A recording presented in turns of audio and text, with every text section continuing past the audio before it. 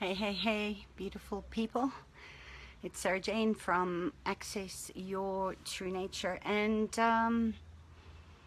gosh, I've just wanted to pop in here quickly before I go and watch my daughter play some netball and be her cheerleader. And I just wanted to talk a little bit about what's been going on in my own world. Because I don't know if any of you noticed, but the energy, maybe it was my own reality, but my energy was a little heavy in my world yesterday.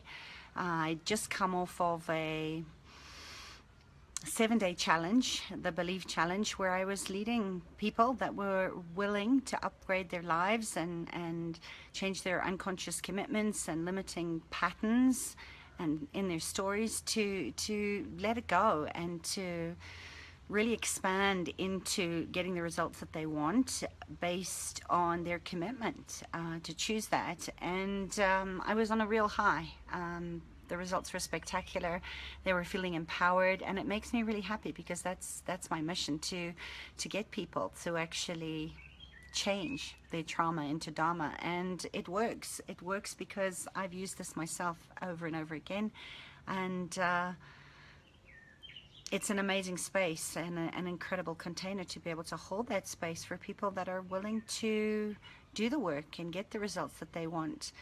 And at the same time, my beautiful dog, Pongo, needed some support and assistance in transitioning out of his body.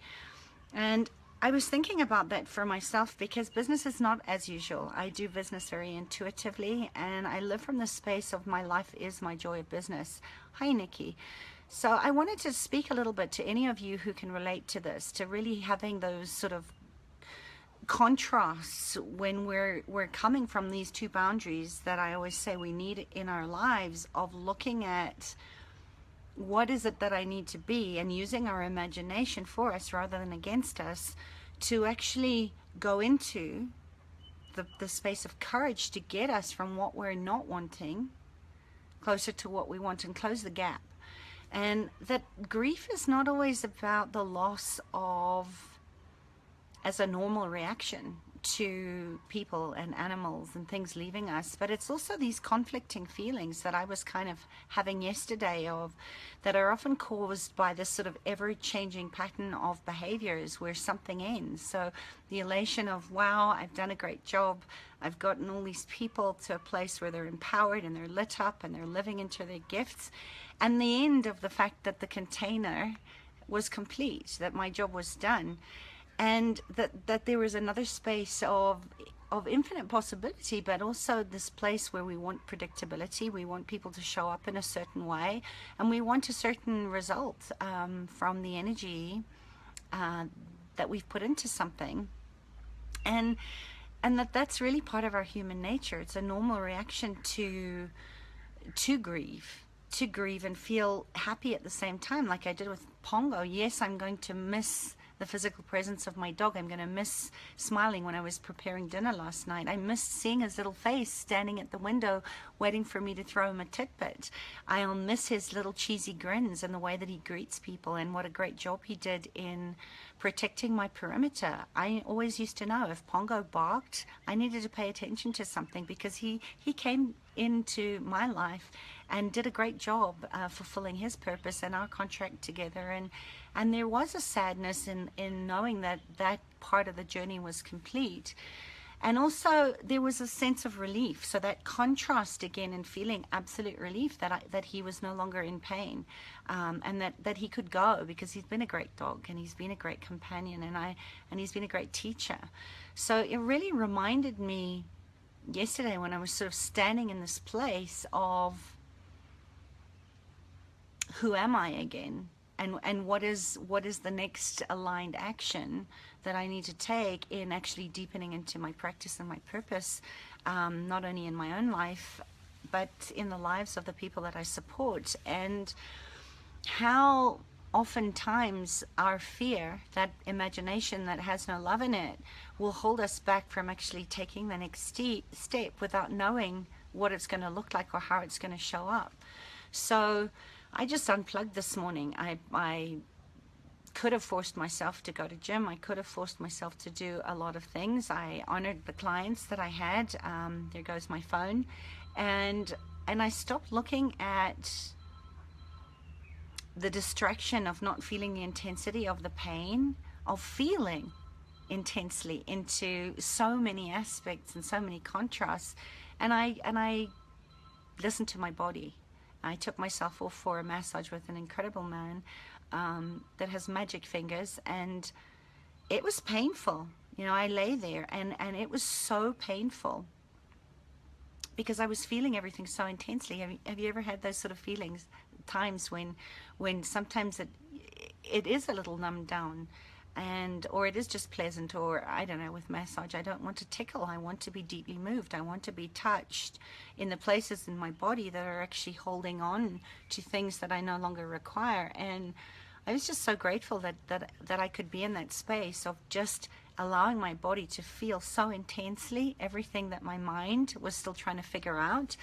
And eventually it quietened down, just like we did in one of the challenges during the belief challenge. There was a lot of resistance, and it's not that resistance isn't going to be there, but I was just reminded again for myself of this place of dropping into feeling so intensely in pain, you know, that I was groaning and moaning and screaming at times. But there came to a place, this luminal space of sort of where I no longer was I was when I walked in, and I wasn't where I needed to be yet. I didn't know what that looked like. And in that place, I got so much clarity. I got so much clarity on sorry, my phone is ringing, on the back burner for a while. You know, there's been a book that's been wanting to come through me, and it's changed shape and form so many times, including the title of it. You know, Beyond the Edge of Madness was what it was originally called. And yesterday, as I lay in the space of just allowing myself to receive and allowing myself to feel, while this amazing healer worked on me, on my tissues, I released these issues, and I just got absolute clarity on what this book wants to become, because I'm not the same person that started that. You know, the story is still there, the profound insights and the lessons that I've learned about being in touch with my humanity, which is a great place that fear takes us.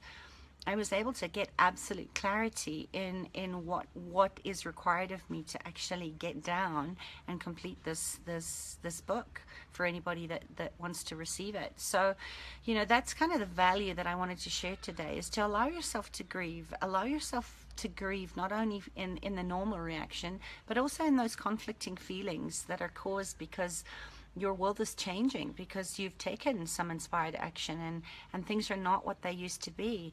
You know, it's kind of like that metaphor of a snake that's outgrown its skin, and it's time to shed some of these layers so that you can be more flexible and get used to how it feels to be in this new body and this body of work that wants to come through you. So that's kind of my medicine for you today. I hope it's been helpful. If there are any questions and you'd like me to answer it quickly, let me know. But just allow yourself to get that clarity of the container that you're wanting to hold and the spaces that you want to move into, and what action is required for you to actually start to look at the blind spots and listen to your intuitive voice. And sometimes it's in those moments of pain, like I had lying on that massage bed today, that allowed me to get really in touch and focus on, and feel the difference between that quiet voice of my wise woman, my sage, my divinely guided spirit team, and my team players, including my animal guides, to go into that and deepen into that. So that's my 2 cents worth of medicine today. Just allow yourself to look at that. And also, you know, something else just before I leave that sort of been coming up for me is this place where I see so many women, and this is one of my main missions, is to get women to be able to stand up and see each other and celebrate each other. And I know some of you that are here, thank you for joining me, know what I'm speaking of, where, you know, there isn't a lack of shining on the planet, that we all come with our own unique talents and gifts and capacities to contribute to a greater world, a world where we thrive together, and the value of tribe. And you know, if you have any kind of envy, or you're holding back actually giving someone a shout out, or sharing somebody, like my amazing guy that I saw today, and I'll post his details below if you're in the Santon area, or even if you're not. He's so worth coming to see. His name is Gavin, and he's at the Chinese Medical Massage Center where the Baron is on Main.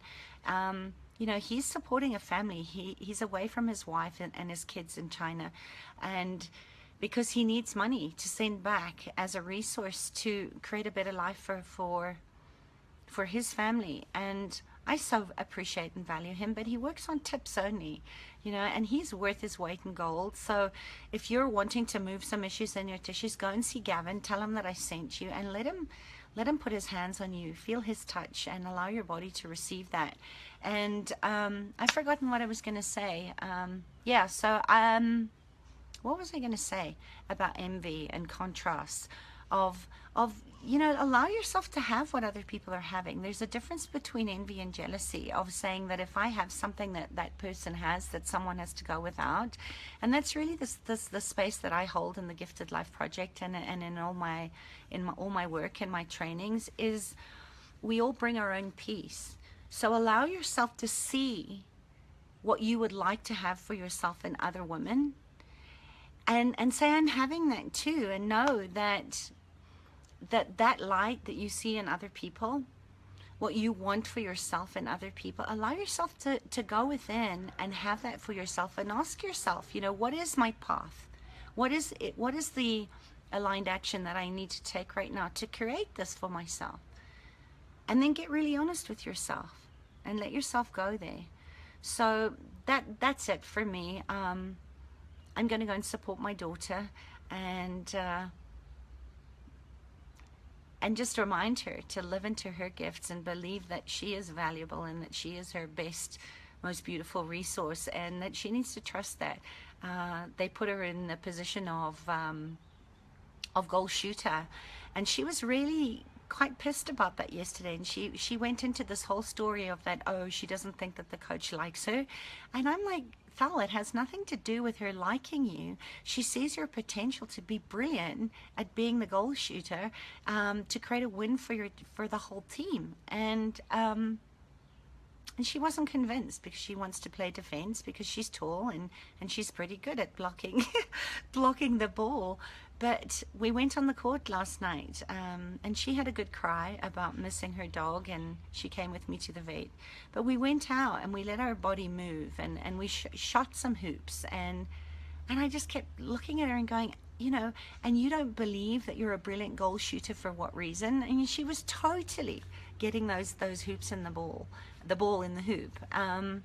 So yeah, you know, keep aiming at what you want, and know that you can have it, and start asking some generative questions that are going to get you the results that you want. Okay, I love you lots. Hello, my beautiful Michelle. I know I owe you a blog. I'm sorry. I haven't got there yet, but have a beautiful day. If it feels light to you, if you would like more of this, I'm going to share. I don't know what I'm going to share. I have so much to share, but I'm going to share some of my pragmatic tools and ways on a Facebook Live over at my business page at about 7 o'clock tonight. So if that's something that you are interested in, please join me. Bring your questions. I would be so honored to help you move obstacles out of your own way, including your own unconscious commitments that you've made to stay stuck in what you are. And if no one shows up, who knows? Maybe I won't do it anyway. But that's my invitation. I love you guys. Have a beautiful day wherever you are, and know that you are your most valuable resource. You have everything that you already need, and the world's waiting for what only you have to give. Not someone like you, but only what you have to give. So stop keeping us waiting, and get out there and be amazing, because you are. Love you. Bye. Mwah.